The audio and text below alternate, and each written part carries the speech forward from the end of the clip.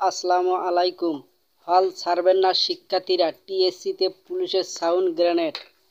সরকারি চাকরিতে কোটা সংস্কারের দাবিতে আন্দোলনরত শিক্ষার্থীদের একটি দল ঢাকা বিশ্ববিদ্যালয় শহীদুল্লাহ হলের গেট থেকে বেরিয়ে টিএসসি পর্যন্ত আসে। সেখানে দায়িত্ব থাকা আইনশৃঙ্খলা রক্ষাকারী বাহিনীর সদস্যরা তাদের লক্ষ্য করে সাউন্ড গ্রেনেড ছোড়েন। সাউন্ড গ্রেনেডের প্রচণ্ড শব্দ ছত্রভঙ্গ হয়ে যায় শিক্ষার্থীরা। এরপর তারা ভিসি চত্বর, মল চত্বর সহ ক্যাম্পাসে বিভিন্ন জায়গায় অবস্থান নেন।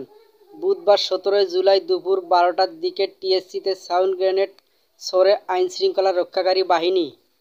অন্যদিকে ঢাকা বিশ্ববিদ্যালয়ের সর্বোচ্চ নীতি নির্ধারী ফোরাম সিন্ডিকেট জরুরি সভা বিশ্ববিদ্যালয় অনির্দিষ্টকালে বন্ধ ঘোষণা করা হয়েছে। পাশাপাশি সন্ধ্যা 6টার মধ্যে সব আবাসিক শিক্ষার্থীদের হল ছাড়তে নির্দেশ দেওয়া হয়। তবে শিক্ষার্থীরা এমন নির্দেশনা মানতে নারাজ। দুপুর 12:30টার দিকে ঢাকা বিশ্ববিদ্যালয়ের ভিসির বাসভবন সামনে শিক্ষার্থীরা সমবেত হয়ে হল না ছাড়ার ঘোষণা দিয়েছেন।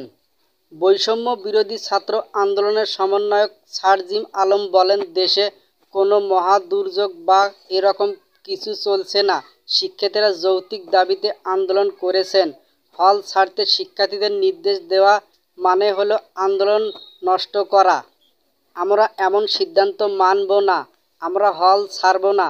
আমরা আমাদের দাবি আদায় না হওয়া পর্যন্ত এই যৌক্তিক আন্দোলন চালিয়ে যাব। গতকাল মঙ্গলবার আন্দোলনকারী শিক্ষার্থীদের সঙ্গে ছাত্রলীগ ও পুলিশের সংঘর্ষে 6 শিক্ষার্থী নিহত হন। এতে বিক্ষুব্ধ হয়ে ওঠেন আন্দোলনকারী শিক্ষার্থীরা। মঙ্গলবার মধ্যরাত থেকে ঢাকা বিশ্ববিদ্যালয়ের মেয়েদের হলগুলো থেকে ছাত্রলীগের নেত্রীদের বের করে দেন আন্দোলন শিক্ষার্থীরা। বুধবার সকালে ছেলেদের বিভিন্ন হলে ছাত্রলীগের কেন্দ্রীয় ও শাখা নেতাকর্মীদের কক্ষে ভাঙচুর চালানো সহ তাদের জিনিসপত্র পুড়িয়ে দিয়েছেন বিক্ষুব্ধ শিক্ষার্থীরা।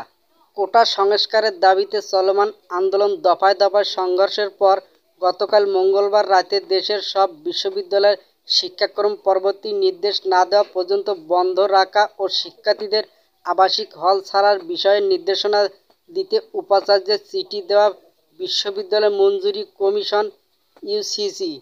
এ প্রেক্ষাপটে বুধবার ঢাকা বিশ্ববিদ্যালয়ের সর্বোচ্চ নীতি নির্ধারিত ফোরাম সিন্ডিকেটের জরুরি সভা ডাকা হয়। সেই সভায় বিশ্ববিদ্যালয় অনির্দিষ্টকালের জন্য বন্ধ করার সিদ্ধান্ত নেওয়া হয়েছে।